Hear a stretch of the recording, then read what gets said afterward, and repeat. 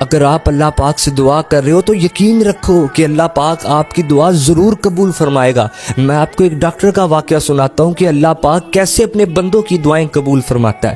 Doctor Ahmad اس شخص کا نام تھا، اپنے ملک کی کنٹری کے بڑے ڈاکٹرز میں اس کا شمار تھا۔ اس ملک کی حکومت نے یہ پلان کیا کہ ڈاکٹر احمد کے لیے کوئی بڑا انعام، انہیں کوئی بڑا ایوارڈ دیا جائے، کہ ان کے لیے کوئی سیمینار ایونٹ آرگنائز کیا جائے کہ جس ایونٹ میں ملک کے باہر سے بڑے لوگوں کو بلایا جائے اور انہیں انعام دیا جائے۔ ڈاکٹر احمد کو پتا چلا تو بہت خوش ہوئے کہ میرے اعزاز کے لیے اتنی بڑی تقریب۔ اب ڈاکٹر صاحب نے اس ایونٹ میں جانے کے لیے فلائٹ بک کی، مثلا جس دن ایونٹ ہے اس سے ایک دن پہلے آپ نے فلائٹ بک کی۔ اب جہاز میں بیٹھے ہیں، جہاز اڑ گیا، آپ سوچ رہے ہیں کہ زندگی میں پہلی بار مجھے اتنا بڑا انعام دیا جا رہا ہے، اتنا بڑا ایوارڈ دیا جا رہا ہے۔ اب اچانک ہی موسم خراب ہوتا ہے، جہاز ہچکولے کھانے لگتا ہے، اچانک اعلان کیا جاتا ہے کہ ایمرجنسی لینڈنگ کی جا رہی ہے، شاید جہاز میں کوئی ٹیکنیکل خرابی ہے۔ اب چھوٹے ایئرپورٹ پر جہاز لینڈ کر دیا گیا۔ اب ڈاکٹر صاحب بڑے پریشان ہیں کہ وہ ایونٹ جو میرے لیے رکھا گیا، میرے لیے لوگ آ رہے ہیں، میں ہی نہ پہنچا وہاں تو پھر کیا ہوگا۔ ڈاکٹر صاحب بڑے پریشان ہیں،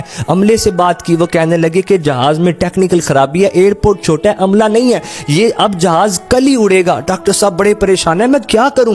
عملے نے کہا کہ آپ اس طرح کریں کہ جدھر آپ نے جانا ہے 6-7 گھنٹے کی مسافت ہے تو آپ بائی روڈ چلے جائیں، گاڑی رینٹ پر لیں اور خود ڈرائیو کر کے چلے جائیں۔ ڈاکٹر صاحب کو سمجھ آ گئی۔ اب ڈاکٹر احمد نے گاڑی رینٹ پر لی اور خود ڈرائیو کر کے نکل گئے۔ اب طوفانی بارش ہے، رستے میں بجلی چمک رہی ہے، پریشان ہے کہ وہاں کسی نہ کسی طرح پہنچنا ہے۔ اچانک ڈاکٹر احمد کو لگتا ہے کہ میں رستے سے اتر گیا ہوں، مطلب غلط رستے پر چڑھ چکا ہوں۔ ڈاکٹر احمد ایک جگہ جا کے بریک لگاتے ہیں، دیکھتے ہیں کہ قریب کوئی چھوٹا سا گھر ہے جس میں لائٹ چل رہی ہے۔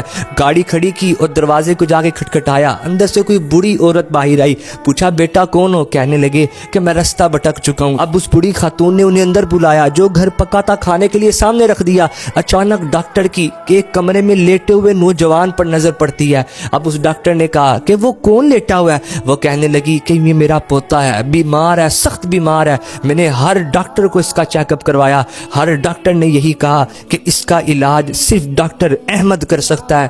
میرے پاس پیسے تو نہیں، میں بڑی غریب ہوں، لیکن میں ہر نماز کے بعد اللہ سے دعا کرتی ہوں، مولا مجھے اتنے پیسے دے کہ میں اس کا علاج ڈاکٹر احمد سے کروا سکوں۔ بیٹا تم مجھے مسافر لگتے ہو، تم بھی تو دعا کرو نا کہ مجھے ڈاکٹر احمد مل جائے۔ اب ڈاکٹر احمد دسترخوان پر بیٹھے رونے لگے، کہنے لگے کہ اس جہاز کا خراب ہونا، چھوٹے ایئرپورٹ پر اترنا، گاڑی میں بیٹھنا، رستہ بھٹک جانا، آپ کے دروازے کے سامنے آ کر رکنا، یہ سب آپ کی دعاؤں کا ثمرہ ہے۔